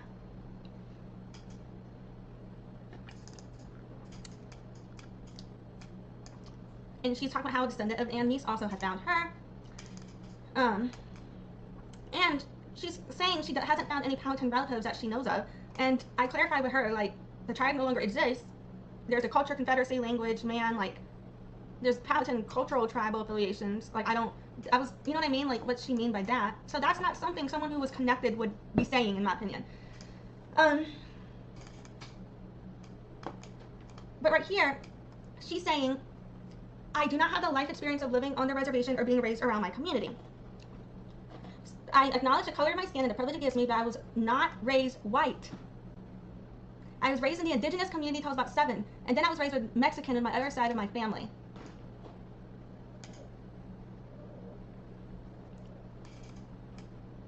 Brittany was starting to research, Brittany's mom was starting to research her roots and learn more about her family. She had a whole album on it. That was recent. I don't feel that, you know, so Facebook came out after I was a kid. Brittany is older than me. So if Brittany's mom is learning about her family after Facebook came out, then how would Brittany's mom been able to have taught to Brittany an indigenous heritage if she didn't know her own damn ancestors? And mind you guys, this is a newspaper clipping down here for Charlotte Emma Jean Wolfe and William Ralph McNeil. So, you know, putting that out there. So, yeah. And so I just don't know how that was taught. But yeah. And then I basically went on to tell her how problematic all of this was, and explaining to her, like, you know, just because I was raised around, like, knowing other Choctaws, like, I went to Neshoba Central Middle School for a time. There were Choctaw community members who attended Neshoba Central Middle School. My dad, he worked with Yates Construction between the late 90s and mid 2010s. Between about late 90s and 2010, my dad was working with Yates Construction. He worked on the Choctaw Reservation. He worked specifically the Golden Moon Casino, the Silver Star Casino, and at Geyser Falls. He was working in laying asphalt. He also is a mechanic and a trucker, and he would help with repairs on their construction equipment as well, working with Yates Construction on the Choctaw Res. I can tell you what families I know out there. My stepmom, Keela, her maiden name is Peden. When she was married to my dad, it was Carney. She has remarried since, so it's different now. But so she owned 4 seasons, and then she opened a new studio and renamed it called The Floral Studio in Philadelphia as well. And she also provided services to many people in the Choctaw community for events such as funeral arrangements, etc. My stepmom would decorate for those events and give them all the decorations and go decorate and everything. So the Choctaw Nation did a lot of business with my family and the Mississippi Band of Choctaw Indians specifically in Neshoba County, and they are literally a big part of why I'm okay, because of them doing business with my family. And I would never ever claim that work they did for me then therefore makes me a Choctaw person or some shit like that. That's not what makes me Native. That is a lived experience I'm always going to be grateful for. It's something I'll always cherish, but I don't think it's something where you can say, oh, well, now I'm Choctaw, now I was raised indigenous because of that. No, that's inappropriate in my opinion. It's just like saying, oh, well, because I grew up going to my friend's house who were Mexican, and I grew up eating pozole de rojo and quiero tamales, it's like that doesn't make me fucking Mexican. Like, it's just, you know what I mean? Like, I don't know, like, they took us to so many fucking parties that, like, whenever we go, their family would be like, hey, las gringas, because I'm a twin, so there's 2 of me, like, you know, like, so sometimes if I'm ever sitting there talking about, like, a we or an us, and it's about the past, I'm not fucking crazy. I'm not over here like me, myself, and I'm a twin, so sometimes when I think, like, I'll forget to clarify that I'm meaning with my twin, because to me it's just, you know what I mean, in my head. Okay, but anyway, so yeah, so fucking I have gone off on her about, like, how that wasn't, you know, appropriate in my opinion to equate. Like, I went on that journey with her because of my experience with some of that. And she was basically saying, I don't publicly say I wasn't raised white, I'm smarter than that, LOL. And that really rubbed me the wrong way. Okay? So, and I also told her, like, if she's ever said anything like that to anybody, like, that is going to be a reason people do not like her, like, at all. And I, from there, went on to explain more social issues I had with all of this. And all of me reading all of that, I already covered in, not, I think it was it my last stream or the stream before that? It might have been the stream before that. No, it was my last stream, wasn't it? Anyway. Yeah, but I covered all that before. So, yeah. And all that to say, you know, oh, goddamn it. Apologies. I was reordering what I want to cover here. Hold on. Okay, one more point I had from here. What was it? Shit. Oh, yes. Okay, so I have also covered, it was a Brittany Jones Eyes About Native Connection, doesn't know what it means to be Powhatan video. That's where I covered a lot of these things that I'm talking about right now, and what I'm trying to follow up on here. But she had literally said, so here, I want you to go, if you go check out, God damn it, can I zoom in? If you check out specifically the timestamps over here, I wrote out all the things she had said about being Native, being a part of Native community, and where she had said it at as well. And so I don't want to replay this whole thing because that's like what this video is for. But what I want to show you guys real quick is, you know, falsely claimed. So like, for example, here,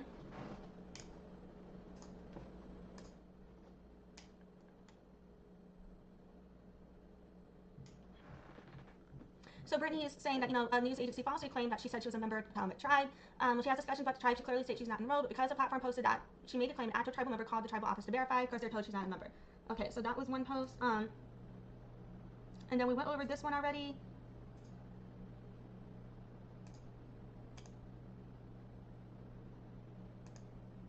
She also was saying that Powhatan was another name for Patawomeck, but Powhatan is not another name for Patawomeck. Patawomeck is all Patawomecks are Powhatan, but not all Powhatans are Patawomeck. Powhatan is a culture, and a bunch of tribes are Powhatan. Powhatan doesn't just mean Patawomeck.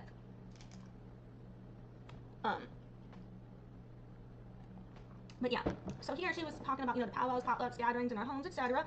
You might be saying, why am I rehashing all this? Wait a minute, I'm getting to the point.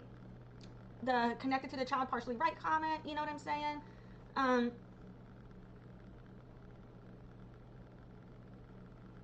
Let's see,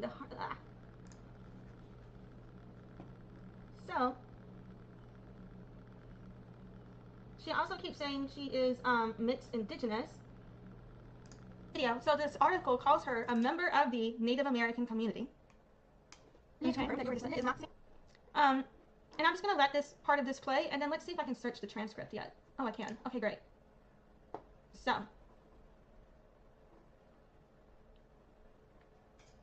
just going to play this little clip, and then we're going to skip through the transcript a little.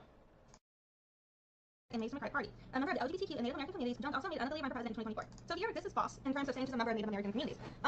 She's not. Okay, just getting your lineage confirmed that you're a descendant is not the same as being a member of the community.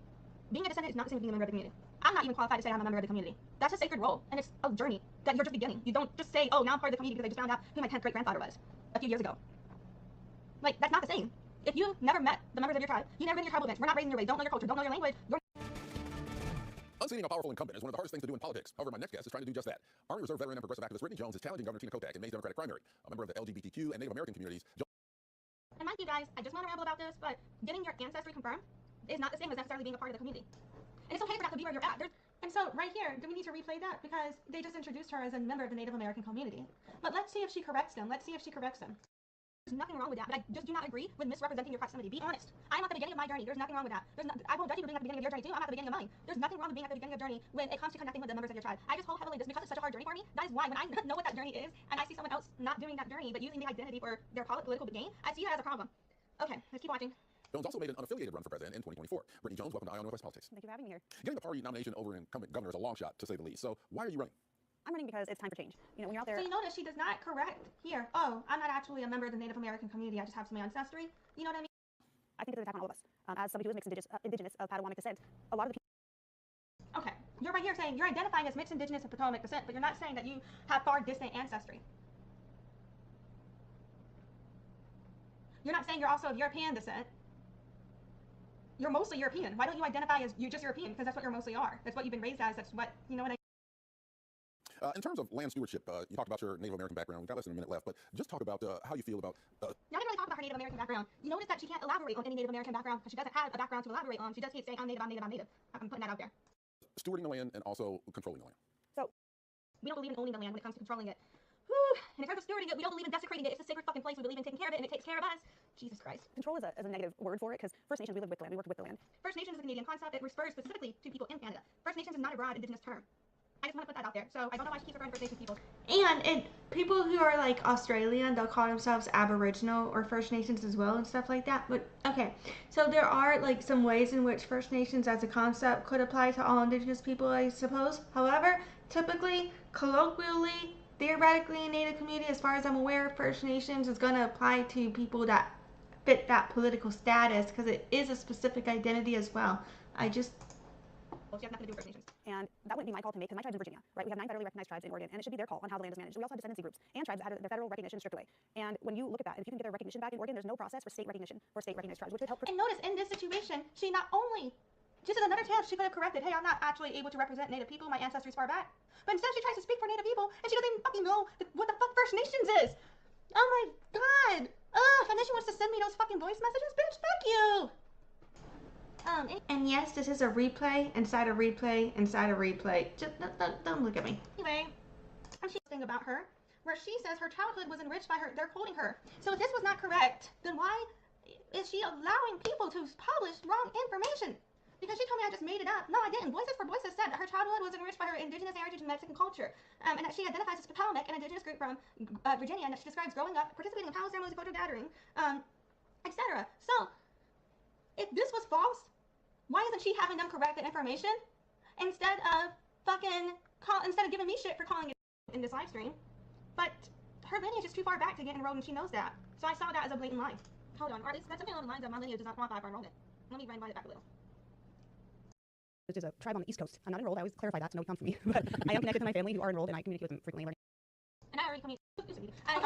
Knowing who the tribal historian emeritus is and talking to a tribal historian emeritus, yeah, he's a distant relative. Yes, I would never discount him being family, but at the same time, you can't make people think you're connected to a group of family when you've only established and maintained a positive connection with a single individual because of getting your lineage confirmed by that single individual. If you're not in community with the rest of the tribe, if they don't fucking know you, you can't fucking just say that because you talk to one fucking person. That's disrespectful, in my opinion. And it's the way she's like, yeah, I'm not enrolled, but I'm Patawomeck and claimed by my community and all this stuff. It's like, I'm only claimed by certain community members. I can't just broadly claim all of the Patawomeck tribe knows me and claims me like that. I know my fucking dad is. But this is like, I already communicated, my thoughts on that, so I don't want to, she doesn't understand, Learning my tribal history, my family's history, and just, I need to go out there and visit and get the enrollment process started. Right. At the time of this interview, she's well aware that her lineage is too far back to get enrolled. So why is she saying I need to get the enrollment process started? That is an outright. And she's also aware at that time that the enrollment office is closed and that she can't get the enrollment office process started. So why the fuck is she saying that? Lie or misrepresentation of the truth, because you already know you can't get enrolled. Why not just say my lineage is too far back to get enrolled and the captionary is not working? I was saying it's a blatant misrepresentation of the truth to not be act like So I'll use a mistake I made before, and then I'll go into other, because this is a community that I'm a part of. Yeah, this is a community that I'm a part of, and I'll move to communities that I'm not a part of. So Okay. I have a two-part answer. So being Native and being a reconnected Native, I was involved as a child learning bingo dress dance, ceremony in the home, went to gatherings, and then... So saying that you're being Native, that you're reconnected Native, when you haven't done the work to reconnect, this is problematic. And you're talking about jingle dress dancing and having ceremony in the home and gatherings and stuff. And she literally just said I was being involved with being Native as a child. Is that what the fuck she just said? That is so fucked up. She didn't even know who her ancestry was. She had no Indigenous connections as a child. What the fuck are you talking about? That makes no sense. That makes you connected to being Indigenous. It does not when this is not your culture. What the fuck is wrong with you? And why is my captioner not working again? Okay, my captioner was not working, but basically I was saying this is extremely problematic. I don't know what the fuck is wrong with her for using, I don't remember what the fuck I was saying, but I don't know what the fuck is wrong with her for, talking about jingle dress dance, having ceremony at the home and going to gatherings if you've never been to Virginia. And mind you guys, she speaks as if you can just decide one day you're Native and then not be it and then be Native later. That's not how being Native is. The fuck is that concept too? Her connected with Powhatans. This is not an Indigenous experience. Why are you speaking on these related to being Indigenous? That does not make you Indigenous. I am just so confused why she keeps bringing this up then and then acting like she didn't fucking do that. That's not one of my... Okay, jingle dress dancing, I don't know who the fuck taught her that. That's Anishinaabe. That's not growing up indigenous. Partaking in another indigenous culture does not mean you're raised with an indigenous perspective, does not mean you were raised in your community or connected to your culture. If she danced or went to some ceremony at home in Oregon, if you didn't go to ceremony in Virginia, you are not raised with an indigenous perspective. Engaging in other indigenous people's community. If I go to a Chinese restaurant and I've been to Chinese New Year and my friend who is Chinese drew me a picture, does that then make me Chinese? No. So like where she's using these things to try to say she has proximity to an indigenous experience is extremely fucked up and is outright. If it's intentional, it's a lie. If it's unintentional, then it shows she is so not in a place of her learning journey. This is why, if you're not connected, you do not need to speak on having an indigenous identity because you do not understand what it is to have one when you don't have one. Like, this is so triggering and so fucked up for me to see, you know? I just, who the fuck taught her jingle dress dance? What ceremony did she go to?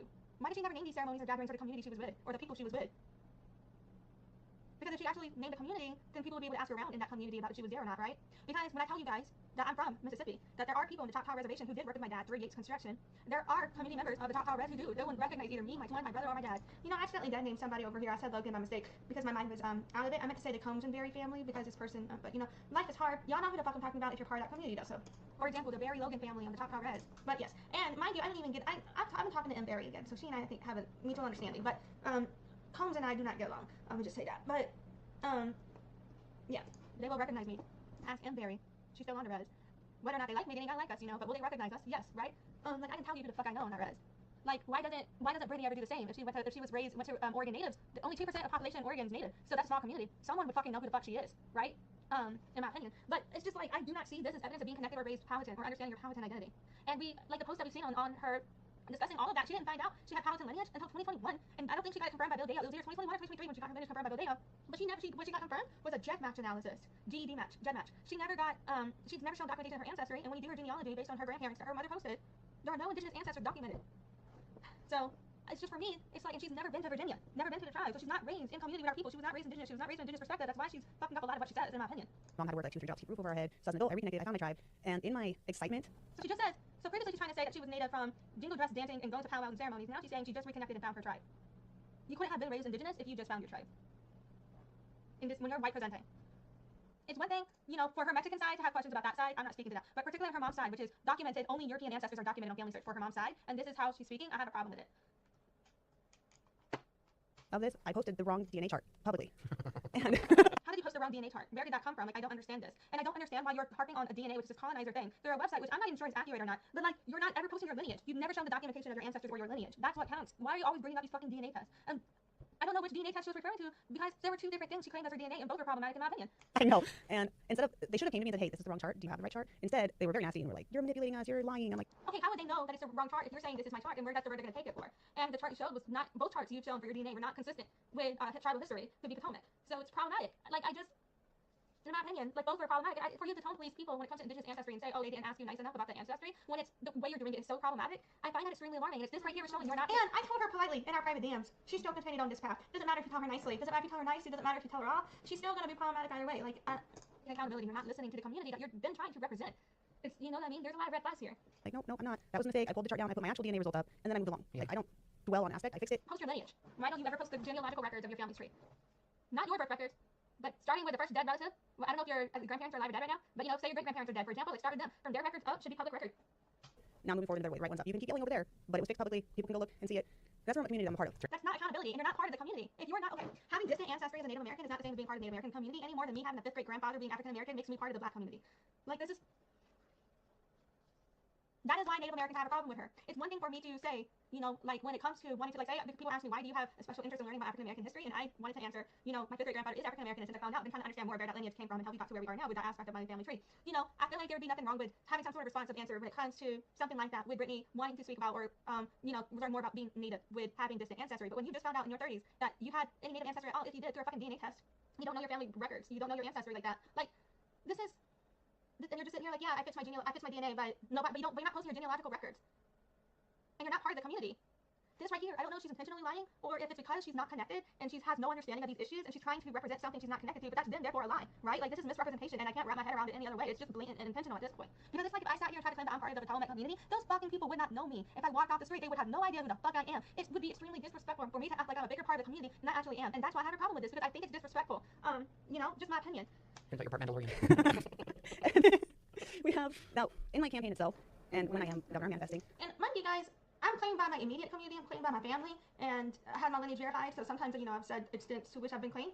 But I think there's a difference between talking about the claiming that you've gone through with that journey, with that reclamation journey, or with that connection journey, versus acting like the whole fucking tribe claims you, or acting like you're more connected to the lifestyle or the lived experience than you are. And I think her not acknowledging the misrepresentation in the media about how she is basically lying about being more native than she is harmful, is problematic to me. And I think that one was the last one, if I'm not mistaken.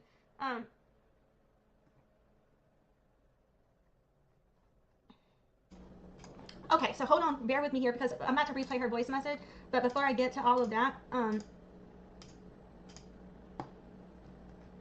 let me just, hold on, let me try.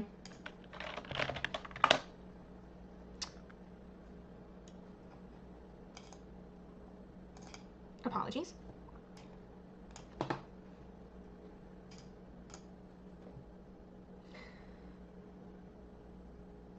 So, Bill Deyo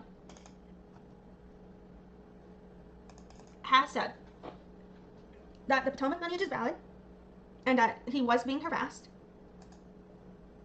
But Bill Deyo also said she cannot become a full tribal member because her family left the area too early. So that is why I said that I believed her claiming she was going to go get the enrollment process started when she is already aware of this fact felt like a lie or misrepresentation to me.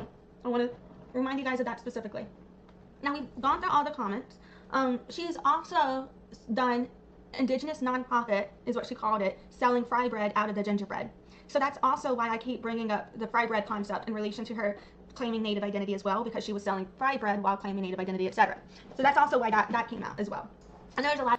Okay, so next step, what we're about to watch is I'm going to replay her voice messages to me. They're going to be out of order. They're played in order in a different live stream. I forgot which one, but yeah. Knowing what we just discussed, this is from Brittany Jones here.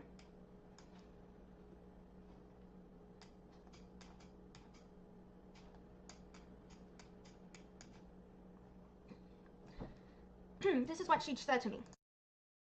I have never said I've been connected to the Patawomeck since childhood. And mind you guys, it's Patawomeck. She says Patawomeck wrong. And not my last stream, but the one before that, I believe I did do more information about the pronunciation. For two, neither did my mom. She was part of the Native American Student Association in Lane County, and I never said that I grew up with the Native experience either. I clearly say that I hadn't. So, that's where I mean when I say she flip-flops. Because we all just saw all of the same things, correct? So, she will say that she is an indigenous woman, and then so one minute she's saying she had an indigenous childhood, then she's saying, I never said that. You can't have an indigenous childhood if you aren't connected to your own tribe. So, yeah. And I replayed more of those voice messages in this live stream, but I'm not going to replay that whole damn live stream here. We've already replayed a good chunk of it. So, y'all can go watch the rest of that live stream to see the rest of the voice messages played there, as well as the rest of the stream. And the voice messages were played, I forgot which stream it was, but in the one where, let's see, I don't remember what stream it was, but I played the full voice messages she gave me in its entirety as well in one of the streams. So yeah, just to recap and kind of bring us all into more of like a conclusionary space here. Basically fucking with this situation, the podcast, Brittany Jones trying to represent indigenous community and utilize MMIW to exploit that for her governor campaign really did get me triggered.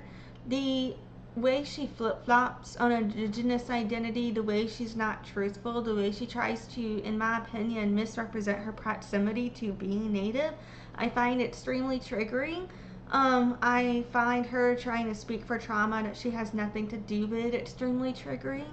And yeah, so it fills me with rage, you know, that she does these things. And now I see why so many problematic comments get made about her, because of how pissed off she makes people.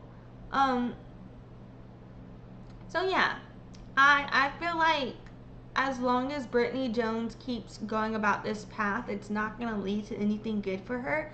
I think she is going to keep exploiting native identity, because non-natives, you know, want to tokenize us, and so she is willing to culturally appropriate indigenous identity to be that token for her gain. You know what I mean? In my opinion. So she's tokenizing proximity to indigenous culture to culturally appropriate and act as if she has more of a native experience than she has, you know? Um, Her whole life she's been perceived as a European white woman. Her mother is a European white woman identified who raised her in the European way. She does have Mexican ancestry through her father's side, but in my opinion, I do not believe she's connected to it. Ella no sé español. You know, she isn't connected to the heritage, that culture, to that ways. There's a reason she's not trying to tell you guys how to make her arroz rojo, you know, like, so I'm just saying there's a reason that, you know, like, she's not, I don't believe she's connected to that identity at all. I don't believe she was like, I believe even if she has that ancestry, they weren't raised with that cultural upbringing, because what about her says she's Mexican to you? You know what I mean? But when it comes to being native, you know, I don't believe that she can claim that her childhood had anything to do with being indigenous. Knowing other natives doesn't make you native, you know? And anytime she says she has a native childhood, her reasoning being is because she knew some natives. It's not because she actually was native, in my opinion. She didn't, if she didn't know or think she had any native ancestry. Well, one minute she said she was never told she was native, is what she told me in voice messages. But then in text message to me, she said that she had a native upbringing, that she was raised indigenous. So, right, make that make sense. But how could you be raised indigenous if your mom didn't know her heritage? And if you didn't find out you were Patawomeck until you were in your 30s? I don't fucking know. So that's why I call her a liar. And that's why I'm triggered by her. Yeah. Thank you for joining me today. Before I go, I'm going to play the full entirety of this intro song I've been playing. I wrote more lyrics to it. I'll play the full entirety of that. I'll probably replace my intro for a time with the full entirety of this. With the full entirety. Yeah, okay, the capture got it. Sorry. Yeah, but I'll probably replace my intro with this for a time and then figure out something else for the intro later. I don't know. But here's like a little bit of the rest of that little song kind of that came out of me. And I'm going to end this bitch from there. So yeah, thank you guys for joining me today. I appreciate you. Hope everything works out for everybody. And yeah, I'm going to play this now. Mata era moi squad, where the dance squad, Irenaka, Sena Komaka, Winga po Netapewh,